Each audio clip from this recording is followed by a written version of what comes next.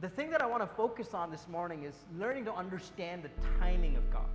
When you know God and when you walk with Him, you realize that God operates on a very specific kind of a time schedule.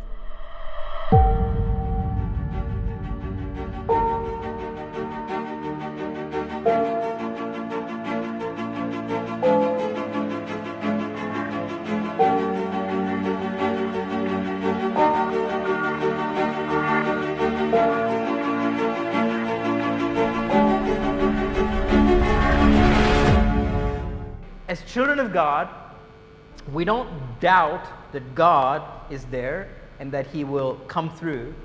But the part that we struggle with is His timing. Maybe you've prayed this prayer recently. When, Lord? When? How long, Lord? How long do I have to pray for this? Maybe you're praying for that right job for 10 years and you still haven't found that right job. And you're so frustrated. Maybe you're praying for a life partner and you've given up all hope and you're like, Lord, I'd rather stay single, and you feel so frustrated in that place. Maybe you're praying for a child in your marriage and you don't know where else to turn to, and you feel so abandoned and you feel like God's not listening to you and the timing is not working for you.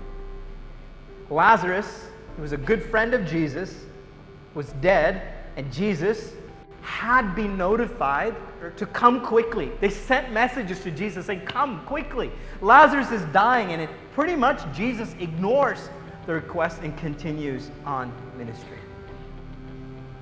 Lazarus would die and be buried, and Jesus would continue to do His teaching and working for 2 more days before He started His journey to Bethany.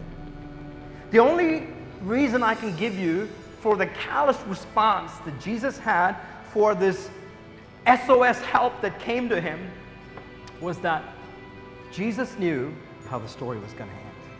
He knows how your story is going to end.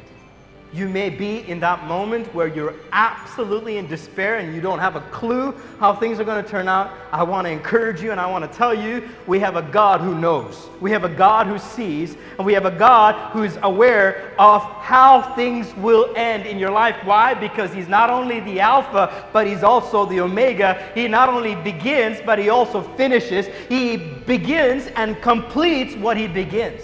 First question that Mary and Martha asked Jesus as soon as He walks into their home is, why didn't you come sooner? Lazarus would have lived if you come 3 days ago. Jesus says, peace, hold on, take me to the grave. And you take Him to the grave, and He says, roll away the stone. He says, no, Jesus, we don't want to do that. Because he's been in there 3 days, and it's going to stink if we open it. There's no way we're going to open that. And He makes this incredible declaration. He says, I am the resurrection and life. That day, Jesus stood in front of that grave and He declared and says, Lazarus, come forth. And those were the most powerful words ever uttered in that little town of Bethany. And when those words were uttered, death had to give up to that amazing declaration that Jesus made.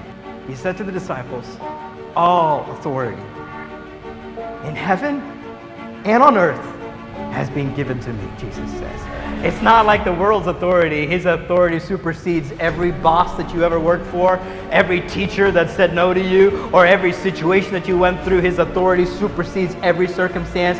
And when He says it, the Bible says not even one word that goes out of His mouth will return back to Him void, but it shall accomplish what it's set out to do, because God is a powerful God. And when He declares, every storm will have to stop, every wind would have to die, every dead has to give up, because we serve amazing, wonder-working, all-powerful Jesus, who's able to take the dead things and turn them into life again. Come on, church.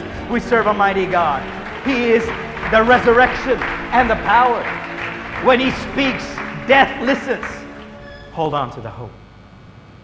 Understand that His timing is perfect. When He's done with what He's doing in your life, it's going to be glorious. And your prayer every day is, Lord, give me the strength to get through this day until I see that breakthrough that's coming for me. Give me the strength to know that you're working on my behalf and you're doing something amazing, and I'm going to trust in you at all times. In Isaiah 64, verse 4, it says, for since the world began, no ear has heard and no eye has seen a God like you, who works for those who wait for him. God who works for those, and the key there is, who wait for him. So if you see that waiting season from a man's perspective, it can be frustrating, it can be hard to get through. But if you see it from God's perspective, God says, if you wait for me, I'll do things in your life that no eye has seen, no ear has heard. I'll do amazing things if you wait for me. What your despair is today can become your greatest message tomorrow.